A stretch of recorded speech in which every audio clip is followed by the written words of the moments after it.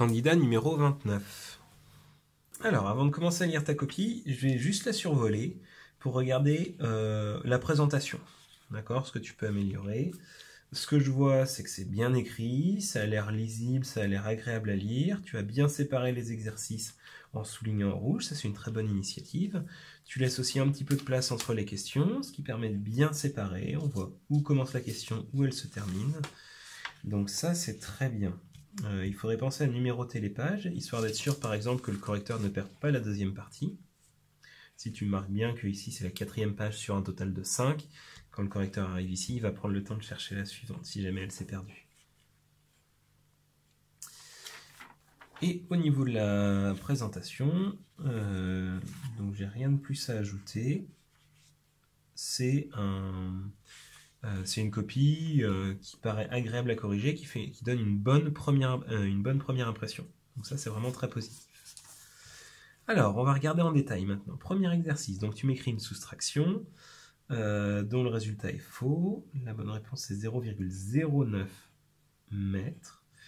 Et l'inconvénient, c'est que tu ne m'expliques pas à quoi ça correspond.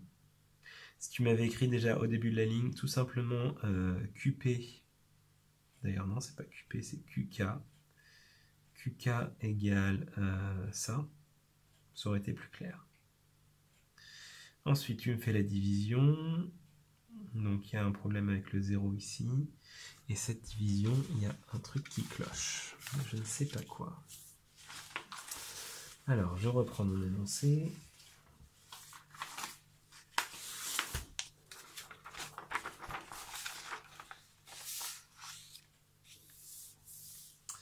Donc, le rapport, c'est QK sur QP. Donc là, tu m'as bien écrit le rapport. QP, ça fait 5 mètres. Donc ça veut dire qu'au dénominateur, tu devais avoir 5 mètres. Et QK, c'est ce que tu as calculé au-dessus. Donc en fait, tu as inversé numérateur et dénominateur. Alors attention, dans cette première question, ça fait beaucoup d'erreurs. D'accord ? Le fait de ne pas me dire ce que tu calcules et de ne pas me faire de phrase pour l'expliquer. Le fait de te tromper et d'oublier un 0 ici. Le fait d'oublier de me mettre l'unité. Le fait ici d'inverser numérateur et dénominateur, ça fait beaucoup trop d'erreurs. Pour autant, tu m'as fait un bon début de raisonnement. Je vais te mettre 1,5 sur 4. Alors, j'espère que c'est juste parce que c'est la première question, que tu étais un petit peu stressé et que tu as mis du temps à te mettre dedans. Et c'est pour ça que tu as fait autant d'erreurs en si peu de temps. En tout cas, pour le jour du brevet, je t'encourage à être très vigilant ou vigilante pour ne pas laisser passer des petites erreurs d'étourderie comme ça. Parce que là, sur une seule question, ça te fait perdre plus de la moitié des points. Alors, on continue. AC prolongé jusqu'au croisement avec KP.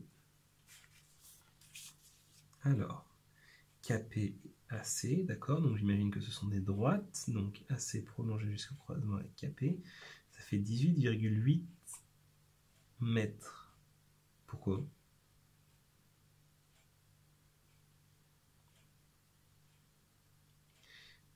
Je ne comprends pas comment est-ce que tu fais ça.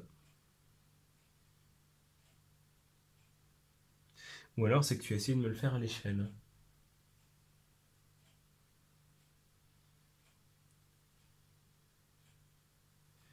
Un, 2, 3, 4, 5, 6. Non, c'est pas ça.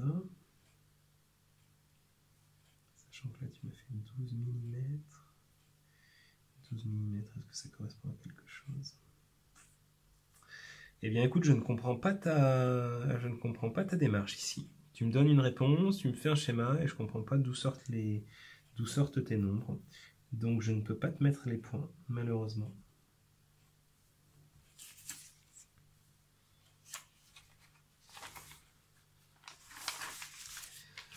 Exercice 2, elle n'atteint pas le quart du marnage. Eh bien si, et au bout de la 3e heure, elle atteint le tiers du marnage. Non.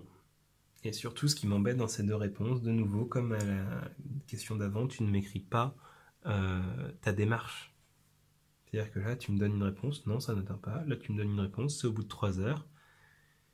Et je te rappelle, je pense qu'on l'a suffisamment dit en cours, que c'est la démarche qui est évaluée. C'est-à-dire, là, tu me donnes une réponse, peu importe qu'elle soit juste ou qu'elle soit fausse, ça ne te rapporte pas de points. ce qui te rapporte des points, c'est quand le correcteur est capable d'évaluer ta démarche et que tu fais une démarche qui est correcte ou au moins qui va dans la bonne direction, une démarche qui est cohérente. Donc ce qui fait que là, sur ces deux questions, tu ne récoltes aucun point. Alors qu'à mon avis, tu as fait un raisonnement pour arriver à ces deux réponses. Alors ce raisonnement, il est faux puisque le résultat final, il est faux. Mais dans ce raisonnement, il y avait sans doute des choses que j'aurais pu évaluer, que j'aurais pu valoriser, j'aurais pu te mettre des points là-dessus, mais je ne peux te mettre des points que si tu m'écris ce que tu fais. Là, tu ne m'écris pas ce que tu fais, tu m'écris juste ton résultat. Alors, pour 240, donc, avec 10, ça marche, avec 10, ça marche pour 360 aussi. Ok, ça fonctionne. Pour 14, ça marche pas. Tu es obligé de prendre des nombres à virgule. Donc, ce qui fait que tu me dis tous les carreaux, ça marche. Ben non, 14, ça marche pas. Déjà, on n'arrive pas pile poil à 240. Et ensuite, tu as été obligé, tu vois, de prendre 17 carreaux et un petit bout de carreau en plus. Donc ici, ça ne marche pas. Et ici, ça ne marche pas non plus. Ça fait que tu as eu la bonne logique de calcul. Par contre, au niveau de la conclusion, je ne suis pas d'accord avec toi. Je vais te mettre 3 points sur les 4 puisque tu as fait une bonne partie.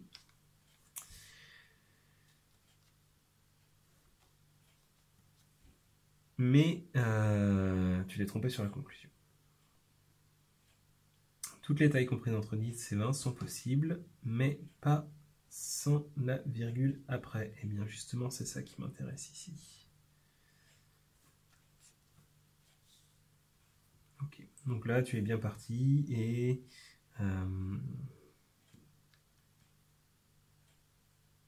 je comprends pas trop ce que tu me fais ici en fait, pas sans la virgule après. Oui, bah ça veut dire qu'il faut une virgule, donc si il faut une virgule, c'est que ça ne marche pas. Donc là, problème un petit peu de compréhension de l'énoncé à mon avis. C'est le programme A qui a été utilisé, oui. Et pour le programme B, tu me dis que ça fait ça.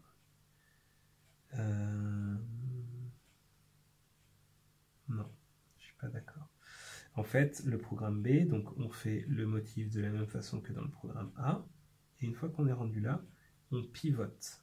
Et après, donc on va refaire le même schéma, mais en ayant pivoté. Et après, on pivote encore, et on refait le même schéma, mais en ayant pivoté, et ainsi de suite. D'accord ? Alors, tu aurais pu avoir des points si tu avais compris le fait qu'il y avait qu'on pivotait à un moment donné. C'est-à-dire que si tu faisais le premier et qu'après tu pivotais et que tu faisais le deuxième, je sais pas, quelque chose comme ça par exemple, et que tu me les faisais ainsi de suite en pivotant, tu aurais quand même récupéré des points, qu'il y avait cette idée de rotation. Parce que là, bah, tu me les as décalés un petit peu vers le bas, mais il n'y a pas cette idée de rotation, et tu ne m'en as pas fait 8 non plus. Donc deuxième question, l'espace entre deux motifs est de 55. Ce n'est pas la bonne réponse. Je vais t'expliquer pourquoi. Tu as repéré, et ça c'est très positif, ça te rapporte un point sur les deux, tu as repéré donc ici entre deux motifs, donc on faisait motif avancé, motif avancé, motif avancé, donc à chaque fois on avançait de 55. Mais si on regarde bien ce qui se passe, on fait un motif, on avance de 55, on fait un motif, on avance de 55. Ce qui fait que quand on avance de 55, on passe de là à là. Donc 55 c'est la distance entre les deux points rouges. Et moi, ce que je demandais, c'était la distance juste, l'écart entre les motifs. Donc il fallait faire une petite soustraction, donc c'était un petit peu plus compliqué que ce que tu m'as fait, pour autant, tu étais sur la bonne voie, donc c'est pour ça que je te mets un point sur les deux. Troisième question, pour le faire, il faut l'insérer entre répéter 8 fois et le motif. Oui, j'accepte cette réponse, ça te fait donc 2 points. Alors, l'exercice 5, ça c'est un exercice un petit peu délicat. Il y avait beaucoup de calculs et il fallait bien s'organiser. Donc on va voir si c'est le cas. 12 fois 4 égale 48. Tu me fais un calcul et tu me fais la phrase qui va avec. Il y a 48 arroseurs. C'est très bien. Un arroseur égale 0,4 m3 par heure. Attention, je n'aime pas trop le signe égal ici. Donc, 48 fois 0,4, ça fait 19,2. Donc il y a 19,2 litres de consommés en une heure. Et attention, ici, 0,4, c'était des mètres cubes par heure. Donc ici, c'est 19,4 mètres cubes de consommés en une heure. Donc ensuite, on fait x 24. Catastrophe. Attention, c'est pas x 24, puisqu'on n'arrose pas pendant 24 heures. On n'arrose pas nuit et jour pendant tout le mois. Dans l'énoncé, on a indiqué qu'on arrosait 15 minutes le matin et 15 minutes le soir. Donc pour calculer combien est-ce qu'on utilisait en un jour, il ne fallait pas faire le calcul x 24, il fallait faire une autre opération. Et ensuite tu multiplies par 31, ce qui donne un résultat. Ok, si on arrose le terrain tout le mois de juillet sans interruption, ce qui n'est pas le cas, alors 14 284,8 litres auront été utilisés. Ok, donc ton raisonnement, il est clair. D'accord? À chaque fois, tu as fait l'effort de m'écrire un calcul, une phrase, un calcul, une phrase. Donc ça, c'est très positif. Ce qui est négatif, c'est le fait que tu aies confondu ici entre les mètres cubes et les litres.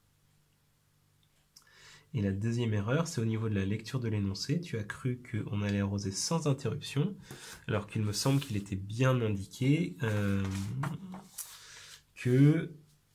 un système d'arrosage automatique qui se déclenche le matin et le soir à chaque fois pendant 15 minutes. Donc c'est pas du tout sans interruption, au contraire. Je vais donc te mettre pour cet exercice, je vais te mettre 6 points sur 10. J'hésite entre 5 et 6, et ce qui me fait pencher pour le 6, c'est le fait que tu aies bien suivi une belle démarche de raisonnement, d'accord? Un calcul, une phrase, un calcul, une phrase, etc. Par contre, tu fais des erreurs assez graves, notamment au niveau de l'unité et au niveau de la lecture de l'énoncé, où tu m'oublies une partie vraiment essentielle. Alors, si on regarde la suite, donc la fréquence cardiaque, 52 battements par minute, oui. La fréquence maximale, 162 battements par minute. Je valide. La bonne réponse était 160, mais ici, on voit que le pic, il est un petit peu en gras, on ne voit pas exactement où est-ce qu'il s'arrête. Donc je te donne tous les points pour cette question. On continue. 60 moins 33, ça fait 27. Ok. 53 minutes, oui, c'est la bonne réponse. Ensuite, tu fais donc la formule, c'est V égale D sur T. Attention, la marge, elle est réservée au correcteur. Ça, ce triangle, tu n'es pas obligé de me l'écrire. Il aurait mieux valu juste écrire V égale D sur T. Ça aurait été plus clair à mon avis. Et ça, tu peux le faire au brouillon. 53 minutes, attention, ce n'est pas égal à 11 km. Tu peux me faire une phrase pour me dire il parcourt 11 km pendant 53 minutes, ça c'est bien, mais tu ne peux pas m'écrire le égal. D'accord? Des minutes, c'est pas égal à des kilomètres. Il y en a un qui mesure le temps, l'autre qui mesure des distances. Donc tu fais la conversion et tu trouves pas ce qui était annoncé. C'est-à-dire que moi je te demandais de trouver 12,5 km/h et toi tu trouves 13,75. Donc c'est-à-dire que tu as fait une erreur quelque part. Où est-ce qu'elle est ton erreur? C'est pas une grosse erreur. C'est ici. C'est-à-dire que 0,8 heures, il y a combien de chiffres significatifs? Tu as pris un seul chiffre significatif. Ce qui fait que c'est quelque chose qui est vraiment très peu précis dans ton calcul. Il aurait mieux valu prendre 2 chiffres. Et notamment, si on fait ton calcul, 53, alors fois 1, ça sert à rien. 53 divisé par 60, c'est 0,88. Donc il aurait mieux valu choisir 0,9 ou encore mieux 0,88 heures. Là tu aurais eu quelque chose de plus précis. Alors je ne vais pas te mettre tous les points à cette question, pour autant ta démarche elle est correcte. Pourquoi est-ce que tu n'as pas tous les points? Parce que ici tu t'es trompé sur l'arrondi, et surtout parce que ici tu as constaté que c'était faux. D'accord? Ici, on te disait montrer que c'est 12,5 km/h. Toi, tu trouves 13,75 et ça ne t'alarme pas. Tu ne te dis pas, ah, il y a un problème, il faut que je revérifie. Donc, ça te fait que 4 points sur les 5. Je t'encourage vraiment, quand tu vois que tu ne trouves pas la même réponse que l'énoncé, tu vérifies pour essayer de trouver ton erreur. Et si tu ne le trouves pas, tu le signales, tu dis, je constate que j'ai dû faire une erreur quelque part puisque je n'aboutis pas à la bonne réponse. Alors, on continue. 190, ça fait 100%. 95, ça fait 50%, puisque c'est la moitié. 75%, donc tu fais la moitié plus la moitié de la moitié. Ok. 25%, ça fait ça. Oh là là, qu'est-ce que c'est compliqué. Tu divises par 5, ça donne donc 5%. Tu soustrais, ça fait 70%, 133. Oui. Et 85%, 161,5. Oui. Donc l'effort soutenu de Chris se situe entre 133 et 161,5 battements par minute, donc entre 8 et 42, ce qui correspond environ à 100... oh là là, 35. Mais qu'est-ce qui s'est passé? Si je fais le calcul, 42 moins 8, ça nous fait 34 minutes, et pas 35. Alors je vais faire comme si j'avais rien vu ici, parce que tu me fais une bonne démarche avant. Donc je vais te mettre tous les points pour cette question. Mais, tout ce que tu me fais ici, qui prend une dizaine de lignes, pour arriver à 70% égale 33 battements par minute, tu aurais pu le faire très rapidement, en faisant 0,70 fois 190. D'accord? 70% c'est 0,70, tu multiplies par 0,90, et ça te donne directement 133 battements par minute. À mon avis, c'était beaucoup plus rapide. Tu avais une autre solution, c'était de faire un tableau de proportionnalité en disant 100%, ça correspond à 190 battements par minute. Et moi, je cherche 70%. Donc, produit en croix. Et l'avantage, c'est que ça fonctionne avec n'importe quel pourcentage. C'est-à-dire que là, c'était 70 et 85. Alors, il n'était pas très facile à trouver, mais c'était quand même des multiples de 5, ce qui fait que ça t'a facilité un peu le travail. Imagine un petit peu si je t'avais demandé 74,53%. T'imagines un petit peu les décompositions que tu aurais dû faire pour arriver à trouver 4% combien ça fait, 0,5% combien ça fait, ça aurait été interminable. Tandis que si tu fais un tableau de proportionnalité, on peut remplacer 70% par n'importe quelle valeur, tu fais un produit en croix, c'est terminé. Et encore plus simple, la multiplication comme ça, en une ligne, tu trouves la réponse. Donc je t'encourage à t'entraîner sur les pourcentages, histoire d'être plus efficace, puisque là, les 5 ou 10 minutes que tu as perdues ici, eh bien tu aurais pu les utiliser ailleurs. On passe à la question 1 de l'exercice 7. On choisit un nombre 1, 1 moins 3 ça fait moins 2, moins 2 fois moins 2 ça fait 4, le résultat c'est 4, très bien. Parfait. Moins 5 ok. Oh attention, ici ça devient un petit peu lisible, par exemple ton 2, j'arrive pas trop à savoir si c'est un 2 ou un 1. Donc attention, ici tu m'écris 2 calculs sur la même ligne, attention il risque de se confondre. Donc soit laisse beaucoup plus d'espace entre les deux, soit revient à la ligne. Oh là là. De nouveau, comme à la première question, problème d'inattention. Tu me trouves 17 et tu m'écris le résultat est 7. Donc ici une erreur d'inattention. Tout à l'heure j'ai fermé les yeux. Je ne peux pas fermer les yeux à tous les coups. Hein. Donc attention, soit plus attentive ou plus attentif, je ne sais pas. Mais ne laisse pas passer des petites erreurs comme ça. D'accord? C'est vraiment des choses qui perdent des points au fur et à mesure. Elle a utilisé la formule suivante. Non, c'est pas la bonne réponse. Et là, ça ne te rapporte pas de points, puisqu'en fait, ce que tu as fait, j'imagine, c'est que tu as regardé celle qui était dans l'énoncé. L'inconvénient, c'est que celle qui était dans l'énoncé, qui est là, regarde, la case qui est cliquée, c'est la case qui correspond au programme A. Et moi, je te demandais pour le programme, pour la case B3, et la case B3, ça correspond au programme B. Par contre, tu pouvais te servir de cette formule, en sachant que ça correspondait au programme A, tu regardais un petit peu la logique, d'accord? Donc le nombre de départ, il s'appelle B1, moins 3 au carré, et essayer de faire la même chose de l'autre côté, d'accord? Donc le nombre de départ, c'était encore B1 au carré, tu rajoutes le triple du nombre de départ, etc. Ce qui fait qu'il fallait adapter en fait cette formule. Donc B1 au carré, plus le triple du nombre de départ, plus 7, il fallait l'adapter, mais pour le programme A. C'est très bien ça. Tu es très bien parti, tu as oublié de faire des parenthèses. D'accord? Ton nombre de départ, c'est X. Je retire 3. Et quand je prends le carré du résultat obtenu, il faut que je mette des parenthèses. Si je mets juste le carré comme ça va être le carré de 3 seulement. Puisque les multiplications sont prioritaires. Et que le carré, en fait, au final, c'est une multiplication. Donc ça veut dire qu'il faut mettre des parenthèses comme ça. Ok? Et attention, je te rappelle aussi que 3 au carré, ça ne fait pas 6 comme tu me l'as indiqué, mais ça fait 9, vu que c'est 3 fois 3. Je vais te mettre... Je vais te mettre un point sur les 3, puisque tu es parti dans la bonne direction, et malgré tout, tu t'es un petit peu trompé en cours de route. Ici, choisir un nombre x, le carré de ce nombre, d'accord. Rajouter le triple du nombre de départ, donc c'est 3x, donc x carré plus 3x. C'est quoi ce truc-là? Je comprends pas trop. Donc, hop, on va le rayer. La bonne réponse, effectivement, c'est faut rajouter 3x. Et là, 3x plus x carré, et je sais pas pourquoi, ton 3x, il devient x plus 3, donc de nouveau une erreur d'inattention.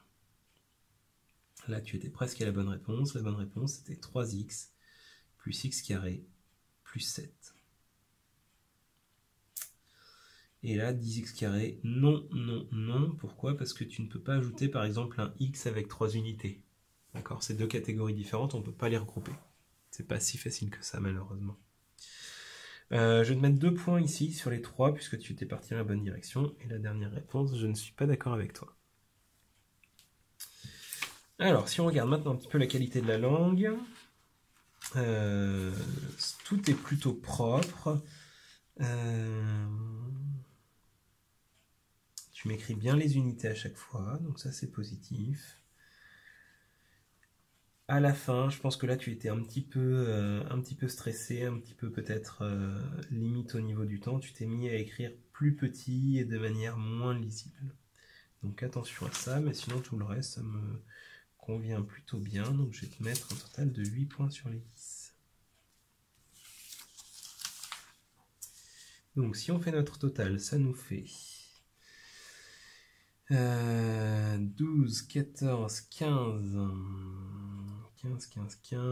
19, 22, 26, 30, 43, 51. On va vérifier ça.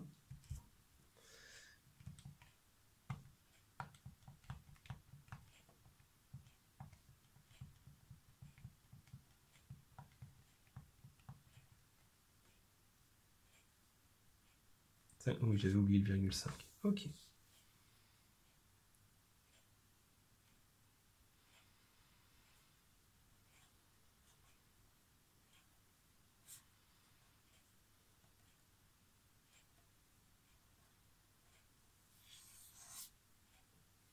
« 51,5 sur 100, donc c'est pas suffisant pour avoir... si, c'est suffisant pour avoir le brevet, mais ça veut dire que tu ne peux vraiment te permettre d'avoir aucun point de retard sur les autres matières.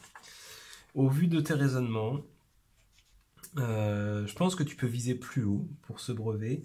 Comment est-ce que tu peux viser plus haut? Cette question-là, c'est clairement une question où il fallait utiliser les théorèmes de géométrie. Donc, soit au point sur théorème de Thalès, théorème de Pythagore, sur la trigonométrie, histoire de pouvoir les sortir le moment venu. Et sinon, sur le reste, c'est pas mal. Donc, attention, je te l'ai déjà dit longuement, aux erreurs d'inattention. D'accord, tu en as fait plein. Et donc, sois plus attentif, plus attentive, histoire de ne pas reproduire les mêmes erreurs le jour du brevet. En tout cas, je te souhaite bon courage et je te souhaite bonne chance pour le jour du brevet. Et j'espère que tu ramèneras une note meilleure, encore meilleure que ça.